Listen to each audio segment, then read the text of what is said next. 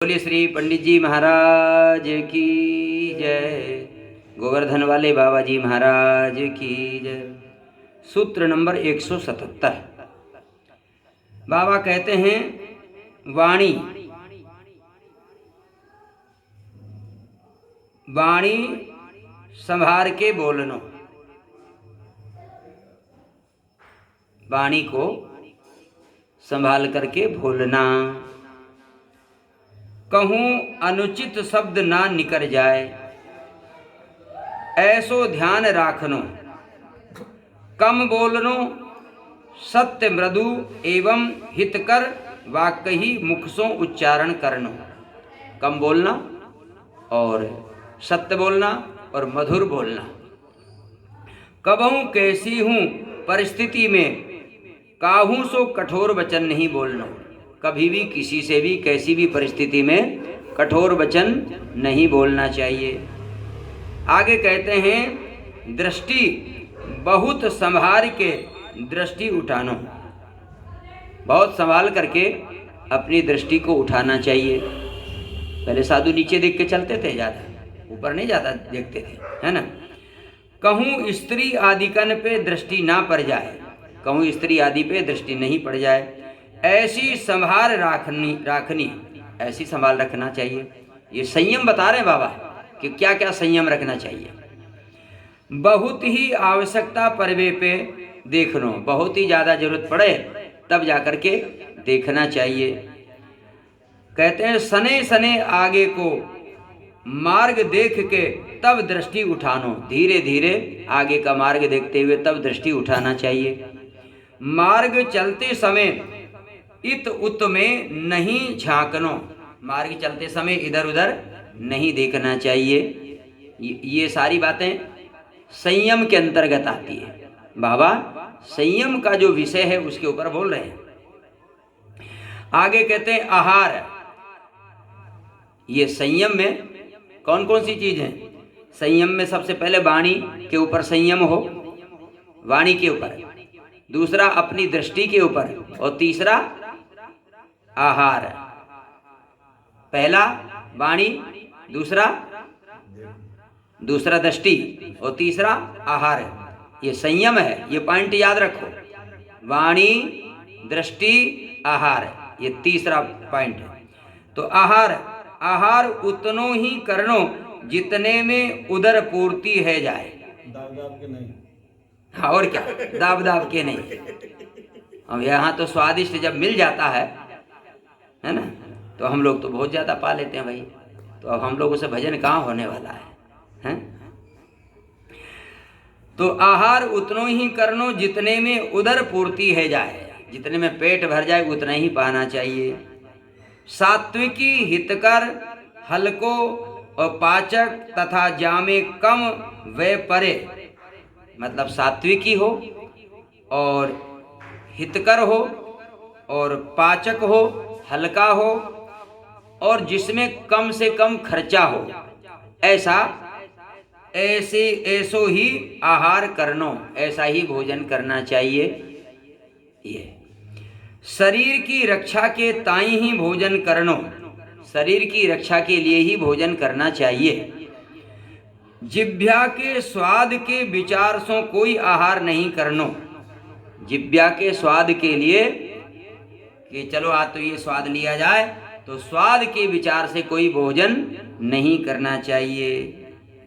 बहुत गरम, भारी, उत्तेजक, अभक्ष तथा मादक वस्तु कबहू नहीं ग्रहण करनी।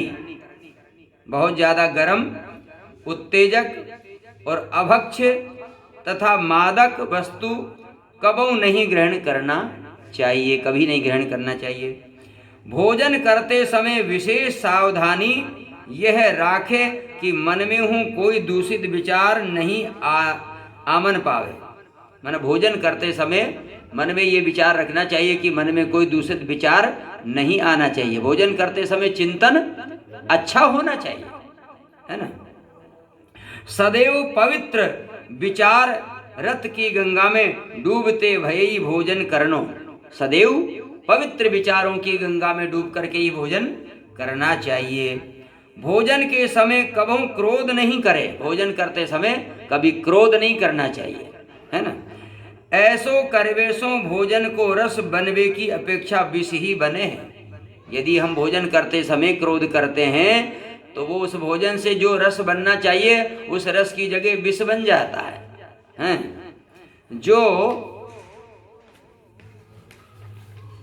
शरीर में नाना प्रकार की विकृति पैदा करे है।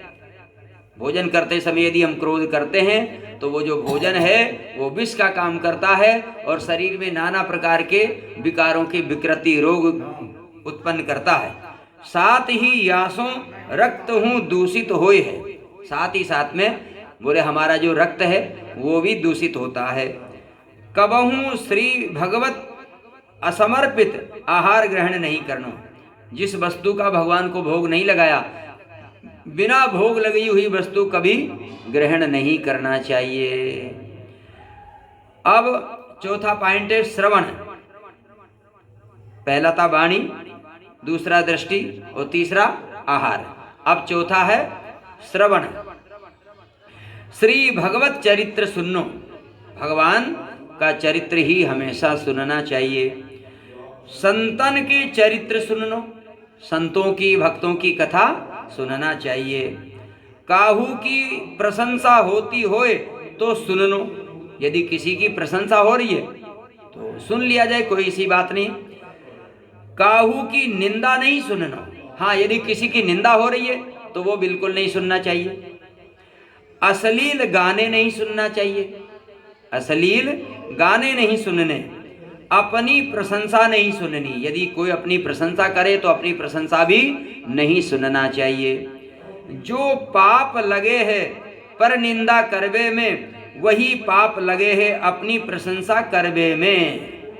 जो पाप दूसरे की निंदा करने में लगता है वही पाप लगता है अपनी प्रशंसा करने में।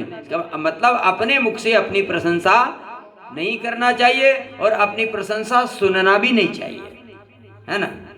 जो पाप लगे हैं पर निंदा सुनवे में, वही पाप लगे हैं अपनी प्रशंसा सुनवे में। हितकर वाक्य ही सुननो, वही शब्द सुने जिससे हित हो।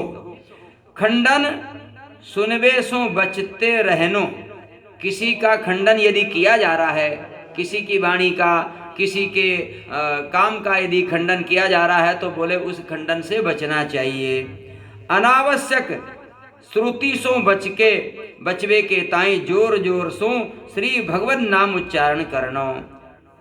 फालतू की बातें नहीं सुनाई पड़े तो उन बातों से बचने के लिए जोर जोर से भगवान का कीर्तन करना चाहिए, जिससे कि फालतू की बातें हमारे कानों में नहीं जाएगी। अब पांचवा संयम है नेत्र का। पहला है वाणी का, दूसरा है दृष्टि का, दृष्टि कैसे देखना चाहिए, और तीसरा है आहार का, चौथा है श्रवण का और पांचवा है अब नेत्र का।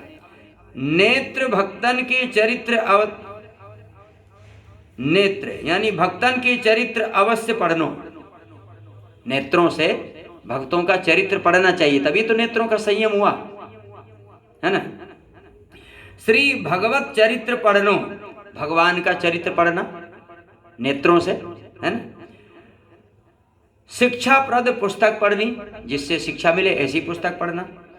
श्री मानस रामायण नियम सो पढ़नो, रामायण जी, भागवत जी, गीता जी, ये नियम से पढ़ना चाहिए। तो बाबा कहते हैं श्री मानस रामायण नियम सो पढ़नो, रामायण नियम से पढ़ना चाहिए। अश्लील पोथी नहीं पढ़ना चाहिए, अश्लील पोथी नहीं पढ़ना चाहिए। जा पोथी में पर निंदा लिखी होए, खंडन लिखियो होए, ऐसी पोथी नहीं पढ़नी। जिस पोथी में, जिस पुस्तक में खंडन लिखा हो, दूसरे की निंदा लिखी हो, बोले ऐसी पोथी, ऐसी पुस्तक नहीं पढ़ना चाहिए। संतन के वाक्य अवश्य पढ़ना, संतों के वाणी को अवश्य पढ़ना चाहिए। संत भक्त और श्री भगवत विग्रह के दर्शन अवश्य करनो, संतों के दर्शन और भगवान के दर्शन अवश्य करना चाहिए। कोई मन में विकार उत्पन्न करवे वारे अश्लील चित्र कबहु नहीं देखने। ऐसे चित्र कभी नहीं देखना चाहिए जिन चित्रों को देख करके मन में विकार उत्पन्न हो। अब आगे कहते हैं मन का संयम, ये छठवां है। सबसे पहला वाणी का नहीं, सबसे पहला कौन सा है? भूल गए। वाणी। सबसे पहला वाणी का, दूसरा है दृष्टि का, तीसरा है आहार का, और चौथा है श्रवण का, और पांचवा है नेत्र का, और छठवां है ये मन का। मन में विषय संबंधी संकल्प ना उठन पावे। मन में विषय संबंधी कोई संकल्प नहीं उठना चाहिए। काहू को अनिष्ट चिंतन होन ना पावे, मतलब कभी भी किसी के बारे में हम बुरा नहीं सोचें, ऐसा चिंतन कभी नहीं करना चाहिए।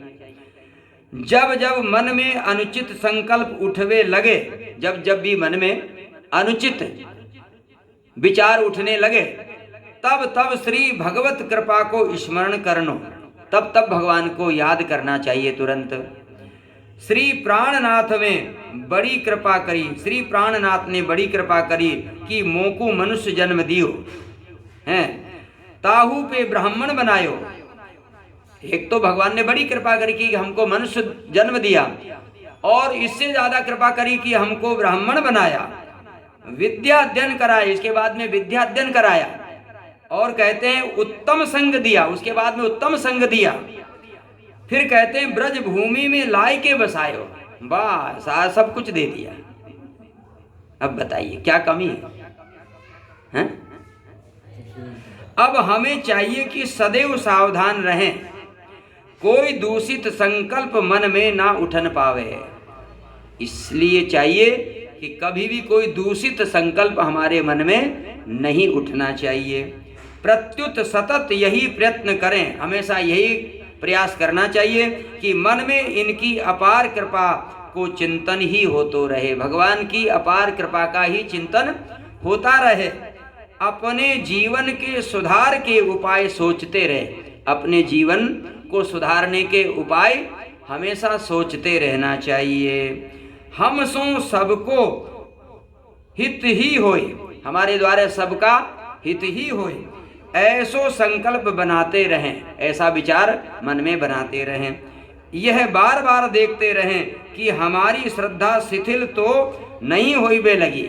ये बार बार देखते रहना चाहिए कि हमारी श्रद्धा में शिथिलता तो नहीं आ रही, हम अपने नियम ठीक ठीक पालन तो कर रहे हैं या नहीं कर रहे हैं। मन सो दूषित संकल्प उखाड़ के फेंक देना चाहिए, इनके स्थान में मैत्री की भावना भरतो रहे, कठोरता के स्थान में नम्रता एवं दया बढ़ातो रहे, काहू के दोष देखबे के स्थान में गुण ही देखे, किसी के दोष देखने के स्थान पर उसके गुण ही देखना चाहिए। सबको सम्मान ही देवे, सबका सम्मान करना चाहिए,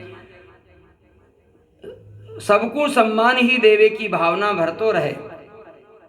ऊंचे से ऊंचे सो ऊंचे संकल्प बनानो तथा उनको क्रिया रूप में व्यवहार में लानो, यही तो करनो है। मतलब ऊंचे से ऊंचा संकल्प मन में आना चाहिए और उसको क्रिया का रूप भी देना चाहिए। प्रत्येक साधक को इन 14 की सुधार करनो परम कर्तव्य है। अब आगे 14 का सुधार करना है, तो अब ये कथा हम लोग कल सुनेंगे। आगे 14 पॉइंट हैं, जिन 14 वाक्यों को हमें सुधारना है, तो ये 14 जो वाक्य है वो अब हम लोग कल सुनेंगे। बोले भक्तवत्सल भगवान की।